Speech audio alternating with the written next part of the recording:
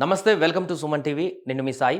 ఏదైనా గ్రామంలో ఒక కుటుంబంలోనో లేదా ఒక 2, 3 కుటుంబాలలోనో గాని, ఒక కాలనీ మొత్తంలో గాని ఏదైనా ఒక సమస్య వస్తున్నటువంటి పరిస్థితి మనం చూస్తుంటాం. అంటే ఆరోగ్యానికి సంబంధించి.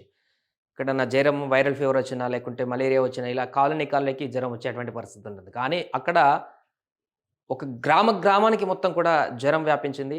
ట్విస్ట్ ఏంటంటే అసలు వైద్యులకు కూడా అసలు ఆ జ్వరం ఎందుకొచ్చింది? దాని వెనుకున్నటువంటి కారణాలేంటో కూడా తెలియనటువంటి పరిస్థితి.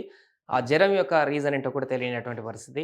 దీనికి సంబంధించి గ్రామస్తులందరూ కూడా స్థానికంగా ఆందోళన వ్యక్తం చేస్తున్నారు. అసలు ఎందుకిలాంటి పరిస్థితొచ్చింది అంటూ మమ్మల్ని పట్టించుకోండి అంటూ కూడా వారు చెప్తున్నటువంటి పరిస్థితి. ఒకసారి ఆ వార్తను చూద్దాం. ఎక్కడ జరిగింది ఇది? ఏంటనేటువంటివి పూర్తి వివరాలు తెలుసుకుందాం. సో ఇక్కడ చూడొచ్చు. అంతు చిక్కని జ్వరం ఊరంతా కలవరం. హనుమకొండ జిల్లా భీంపల్లిలో విచిత్ర పరిస్థితి అంటూ ఒక వార్త ప్రచురమైంది ఈరోజు సాక్షిలో. హనుమకొండ జిల్లా కమలాపురం మండలంలోని భీంపల్లి వాసులు అంతుచిక్కని వ్యాధితో సుమారు నెల రోజులుగా సతమతమవుతున్నారు. ఒకటికి ఇంటికి ఒకరిద్దరు చొప్పున జ్వరాల బారిన పడుతుండడంతో జ్వరం తగ్గక ఒళ్లంతా దురదలు, ముక్కు, ముఖాలపైన నల్లమచ్చలు, కీళ్ళ నొప్పులు, కాళ్ల వాపుతో నరకయాతన అనుభవిస్తున్నారు. సుమారు 3000 మంది ఈ గ్రామంలో 1000 మందికి పైగా ప్రజలు ఇవే బాధలు పడుతున్నారు. సో ఎన్ని టెస్టులు చేయించినా కానరాని ఫలితం.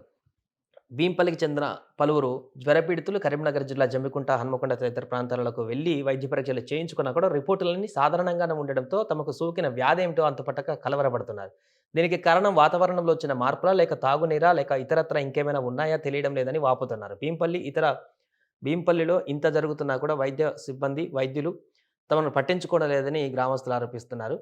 సో, ఇక్కడ డాక్టర్ పద్మశ్రీ వైద్యాధికారి ఆమె ఇస్తున్నటువంటి స్టేట్మెంట్ కూడా ఉంది. కారణాలేంటో తెలియడం లేదు. భీంపల్లి ఇంటికి ఒకరిద్దరికి జ్వరాలు వస్తున్నాయని నిజమే. మేము ఇప్పటివరకు ఆహ్, నిర కొన్ని పరీక్షలు చేశాం. అయినప్పటికీ రిపోర్ట్‌లను నార్మల్‌గానే వస్తున్నాయి. కారణాలేమిటో తెలియడం లేదు. పారిశుద్ధ్య సమస్యతో గ్రామంలో దోమల వ్యాప్తి పెరిగింది. ప్రస్తుతానికైతే వైరల్ ఫీవర్‌గానే భావిస్తూ చికిత్స అందిస్తున్నామని చెప్తున్నారు.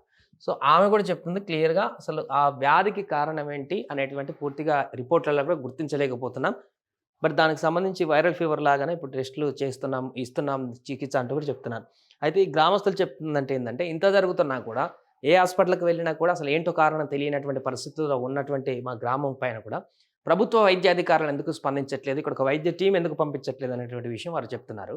సో, ఇలాంటి వింత పరిస్థితి వచ్చినప్పుడు అది ఇంకా పూర్తి స్థాయిలో ఇంకా భారీ ఎత్తున మారక ముందుకే దానికి గల కారణాలేంటి? అసలు ఇది ఎందుకొచ్చింది? దానికి సంబంధించిన పూర్తి వివరాలు తెలుసుకోవాల్సినటువంటి బాధ్యత అయితే ప్రభుత్వం పైనే ఉంటుంది. ఎందుకంటే అంతు చిక్కనటువంటి విషయంగా మారుతుంది కాబట్టి, ఇది పూర్తిగా విషమించక ముందే ఇప్పుడే ప్రభుత్వ వైద్యాధికారుల బృందం అక్కడికి వెళ్ళి పూర్తిగా పర్యవేక్షించి వారందరి యొక్క శాంపిల్స్ పరీక్షిస్తే పూర్తిగా అసలు ఎందుకు అక్కడ ఇలాంటి విచిత్రమైనటువంటి జ్వరం వచ్చిందనేటువంటి విషయం అయితే తెలిసేటువంటి అవకాశం ఉంటుంది. సుమన్ టీవీలో మీ పర్సనల్ అండ్ బిజినెస్ ప్రమోషన్స్ కోసం కింది నెంబర్కి కాంటాక్ట్ చేయండి.